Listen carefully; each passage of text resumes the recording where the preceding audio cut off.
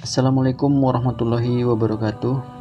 Bismillah wa syukurillah wala haula wala quwata illa billah. Puji syukur kita panjatkan hadrat Allah Subhanahu wa taala atas segala karunia nikmat yang diberikan kepada kita semua.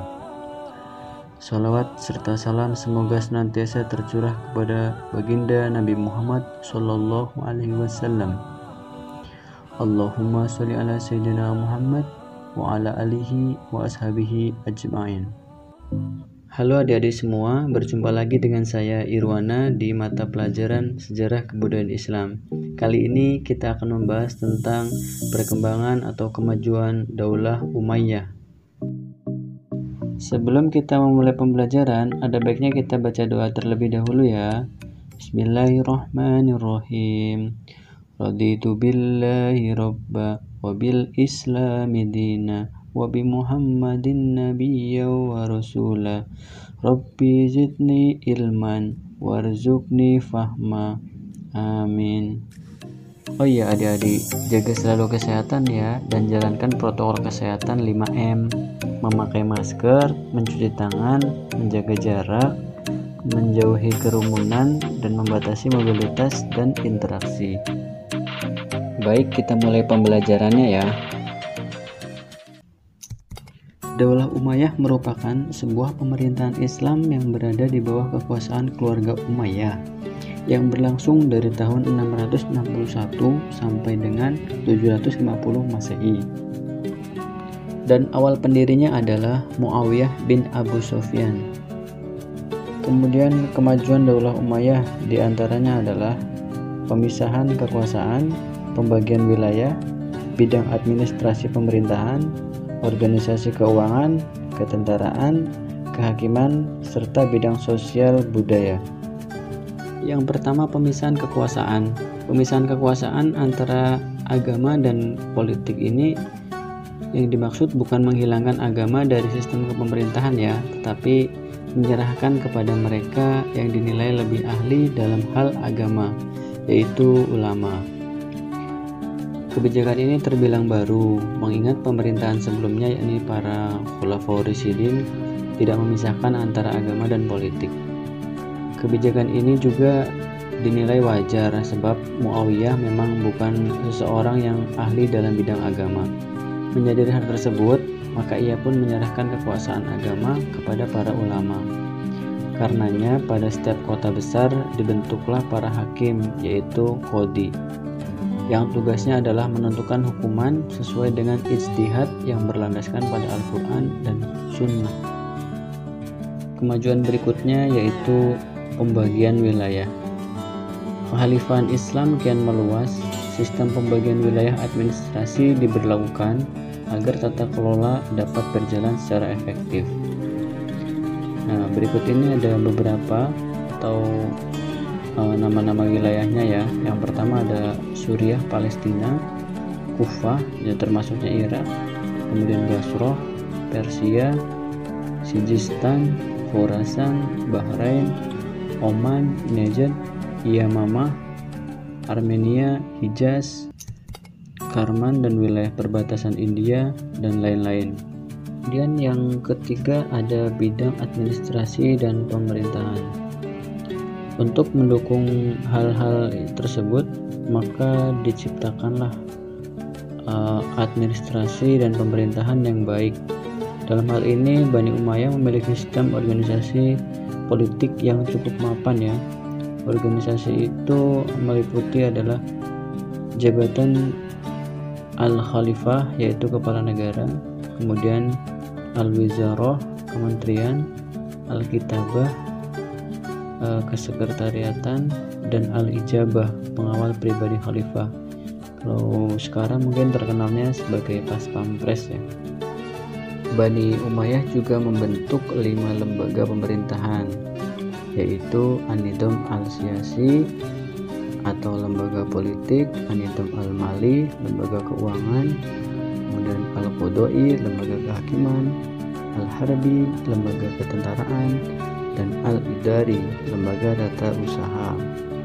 Kemudian Bani Umayyah juga membentuk sekretaris negara atau Diwan Al-Kitab, Di antaranya ada Diwan Ar-Rasail, Sekretaris Surat Menyurat, kemudian Al-Haraj, Sekretaris Keuangan, Al-Jundi, Sekretaris Ketentaraan, Al-Surtah, Kepolisian, Al-Qadi, Sekretaris Kehakiman, dan Al-Khatim, Sekretaris Penyimpanan Dokumen Penting.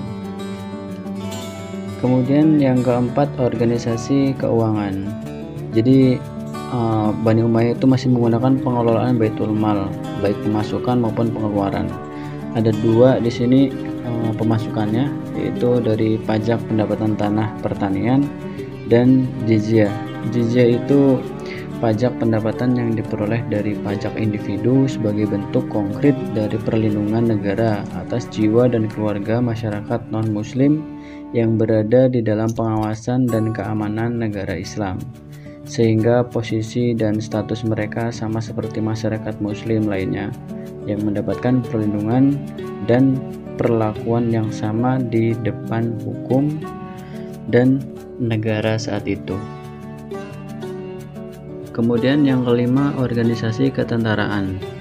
Jadi organisasi ini masih sama dengan masa Khulafaur Rasyidin, tetapi bedanya pada pemerintahan Bani Umayyah ini hanya orang-orang Arab dan keturunannya yang boleh menjadi panglima tentara, sementara yang bukan berasal dari Arab dan keturunannya tidak mendapatkan kesempatan, bahkan tidak boleh menjadi panglima tertinggi di dalam ketentaraan. Dalam formasi tempur, Daulah Umayyah menamai pasukannya dengan Qalbul Jaisi, itu pasukan inti, Al-Maimanah, pasukan sayap kanan, Al-Mutaqaddimun, pasukan terdepan, Saqoh Al-Jaisi, pasukan belakang, Rid itu logistik, Talayah itu pasukan pengintai atau intelijen, Farhan pasukan berkuda, Rijalah pasukan jalan kaki, Ramat pasukan pemanah. Kemudian kemajuan yang keenam adalah organisasi kehakiman atau Al-Qadi. Pada masa ini telah dipisahkan antara pemerintah dan kehakiman yang dibagi menjadi tiga. Al-Qada menyelesaikan perkara berhubungan dengan negara. Al-Kisbah menyelesaikan perkara umum yang memerlukan waktu secara singkat. Kemudian Al-Nadar fil Madlamin, yaitu mahkamah tinggi atau mahkamah banding, kalau di Indonesia mungkin mahkamah agung ya. Kemudian kemajuan yang ketujuh, sosial budaya. Pada masa pemerintahan Daulah Umayyah, beberapa cabang seni budaya mengalami kemajuan, terutama seni bahasa, seni suara, seni rupa, dan seni bangunan. Berikut uraian singkat mengenai perkembangan dan kemajuan dalam bidang sosial budaya. Yang pertama adalah kemajuan dalam bidang bahasa dan sastra. Di antara salah satu faktor terjadinya kemajuan dalam bidang bahasa dan sastra adalah karena luasnya wilayah kekuasaan Bani Umayyah dan ada pusat kota pengembangan sastra yaitu Kufah, Basroh, Damaskus, dan lain-lain. Kemudian yang kedua, kemajuan dalam bidang seni rupa. Seni ukir yang berkembang pesat pada masa itu adalah penggunaan khat Arab atau kaligrafi sebagai motif ukiran. Banyak Al-Quran, hadis, Nabi, dan rangkuman syair yang dibahat dan diukir pada tembok bangunan masjid, istana, dan gedung-gedung. Contohnya dapat dilihat pada dinding Qusur Amroh di Yordania. Kemudian yang ketiga ada seni bangunan dan arsitektur. Di antara hasil kreativitas sebagai bentuk perwujudan cita rasa seni rupa itu adalah berdirinya sejumlah bangunan megah, misalnya Masjid Baitul Maqdis di Yerusalem, Palestina, terkenal dengan Kubah Al-Saqra, yaitu kubah batu yang didirikan pada masa pemerintahan Khalifah Abdul Malik bin Marwan pada tahun 691 Masehi. Bangunan itu merupakan salah satu peninggalan terindah dari masa kejayaan Bani Umayyah.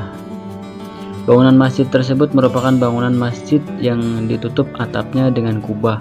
Selain itu, Abdul Malik juga membangun Masjid Al-Aqsa yang tidak kalah tinggi nilai seni rupanya. Dengan gaya arsitektur tinggi juga terdapat di Damaskus, dibangun oleh Al-Walid bin Abdul Aziz sebagai masjid istana. Ruangan masjid ini dihiasi dengan berbagai ornamen yang berbuat dari batu kualam atau marmer dengan bentuk mozaik yang indah. Demikian mungkin pembelajaran kita kali ini. Apabila banyak salahnya, saya mohon maaf. Wallahu a'lam bishawab. Wassalamualaikum warahmatullahi wabarakatuh.